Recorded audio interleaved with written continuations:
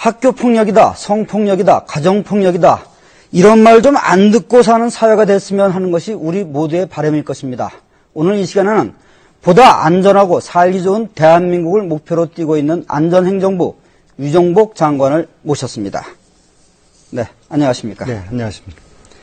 국민생활안전지도를 만든다는 이야기를 최근 들었는데 구체적으로 어떤 겁니까? 네, 이번에 우리 생활 안전을 위협하는 모든 요소들에 대해서 국민에게 소상한 정보를 제공해서 각종 사고, 재난, 또 범죄로부터 보호받고 또 책임 관리를 명확하게 하기 위해서 이제 국민 생활 안전 지도를 만들려고 하는데요. 예를 들면은 이제 성폭력이나 학교폭력과 같은 범죄라든가 또 교통사고와 같은 사고, 또 침수 붕괴와 같은 재난에 대한 소상한 정보를 제공해서 국민들도 경각심을 갖고 안전 대응을 하도록 하고, 또 관련 기관에서는 책임 있는 목표를 관리해 나가도록 하는 취지에서 생활안전 지도를 만들려고 합니다. 네. 말씀에 이어지는 것이겠지만은, 새 정부 들어서 특히 강조되고 있는 것이 이제 국민들이 안심하고 생활할 수 있도록 하겠다는 것이 그 정부의 방침인데, 구체적으로 사회 안전망 구축은 큰 틀에서 보면 어떻게 지금 짜여지고 있습니까? 네, 이 사회 안전망이라는 것은 사실 국민들이 행복을 전제로 하는 모든 부분이 다 망라되기 때문에 총체적인 부분으로 이제 접근을 해야 되는데, 우선 우리 생활 속에서 쉽게 위협받을 수 있는 부분부터 시작하겠다 하고 4대학을 비롯해서 또 우리 일상생활에서 있을 수 있는 모든 사고나 재난에 대한 총체적인 대응 체제를 갖추는 것을 사회 안전망 구축 개념으로 해서 안전의 범위를 이번에 개념 자체를 확대시키고 또 이 부분에 대한 대응 체계를 바꾼다. 다시 말씀드려서 선제적이고 예방적이고 근원적인 처방을 마련하겠다는 것이 기본적인 전략입니다. 네. 그리고 조금 화제를 바꿔보면은 북한의 사이버 테러 이거에 대해서도 철저히 대비를 해야 될 필요성이 있는 것 같은데, 이건 어떻게 지금 대책을 세우고 있습니까? 이 사이버 테러는 앞으로 굉장히 중요한 대응 체계를 가져야만 될 일이라고 보고요. 특히 이제 정부 차원에서는 정부의 전산망이 이런 테러로부터 보호되기 위한 장치를 많이 해둘 필요가 있습니다.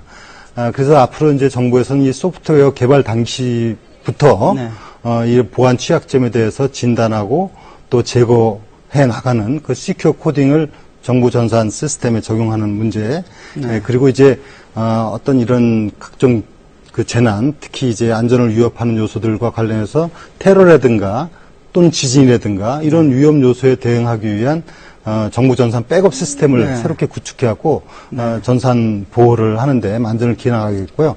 이런 사이버 테러는 또 비단 전산망뿐만이 아니기 때문에 국가 대응 체계의 가장 중요한 일환으로 이제 대응 체계를 갖춰 나갈 겁니다. 네, 그럼 일단 여기까지 듣고요. 지금 SNS를 통해서 보내주신 시청자 의견을 잠깐 들어보도록 하겠습니다. 이전 아나운서. 네, 이 사회 안전망 조성에 대한 이 시각 현재 시청자들의 의견은 어떤지 함께 살펴보는 시간 갖도록 하겠습니다. 먼저 SNS부터 보시죠. 4대학 척결보다 공직기강 확립과 사법개혁 등이 우선됐으면 합니다. 생각하시는 방안이 있는지 묻는 의견이 있었고요. 생활안전지도 사용이 활성화되면 좋은 점도 있겠지만 상대적으로 인구가 적은 지역이 소외받을 텐데 거기에 대한 대책은 무엇이 있는지 묻는 의견도 있었습니다. 문자 확인해 보겠습니다. 지방자치단체의 재정 부족 극복 대책은 없는지를 묻는 문자 있었고요. 그 뒤를 이어서 안전을 강조하면 자칫 자유를 침해하거나 획일화될 우려가 있는데 대안은 무엇이 있는지 묻는 의견 있었습니다. 많은 의견 보내주신 시청자 여러분께 감사드립니다. 네, 지금 보면은 이제 생활안전지도 아까 말씀하신 거에 대해서 이게 활성화되면 좋긴 하겠지만은 좀 상대적으로 인구가 적은 지역은 소외받는 것이 아니겠느냐, 이게 대한 대책은 있는 것이냐, 이런 질문이 있어요. 예, 이제 이런 중요한 안전 문제에 대해서 대책을 마련해서 하는 정책 중에서 생활안전지도를 작성해서 운용하게 되면은 혹시 이로 인해서 좀 상대적 피해를 입는 지역이 나오지 않겠는가 하는 우려가 있습니다. 사실 그 우려에 대해서 이해가 갑니다만, 인구가 적은 지역이 아니라 예를 들어서 범죄나 사건, 사고가 많이 발생돼가지고 어떤 이미지에 훼손이 되고 불이익을 받지 않게 되는가, 이런 우려인데요.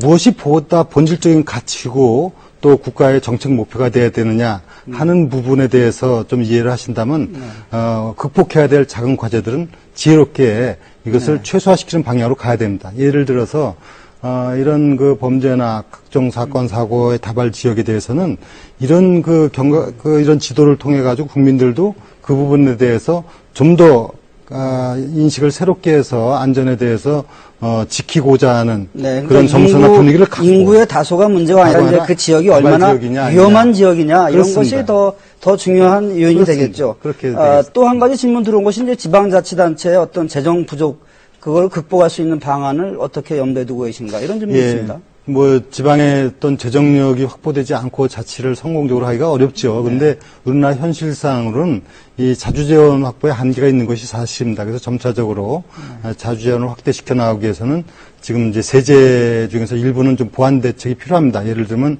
자주재원을 확보해 나가기 위해서 지방 소비세를 소비세율을 좀 상향 조정한다든가 또 이런 세제 정책뿐만이 아니라 세액 수입을 좀 증대시키거나 방안 등 다양한 방책을 통해서 재원 확보를 해나가고요. 무엇보다 중요한 건 건전 재정을 위해서는 지방이 책임 있는 재정 운영 방식입니다. 네. 이런 부분을 가미해서 지방의 안정적인 건전한 재정 운영을 해 나가도록 네. 정책을 펴나가겠습니다. 네, 오늘 말씀 잘 들었습니다. 감사합니다.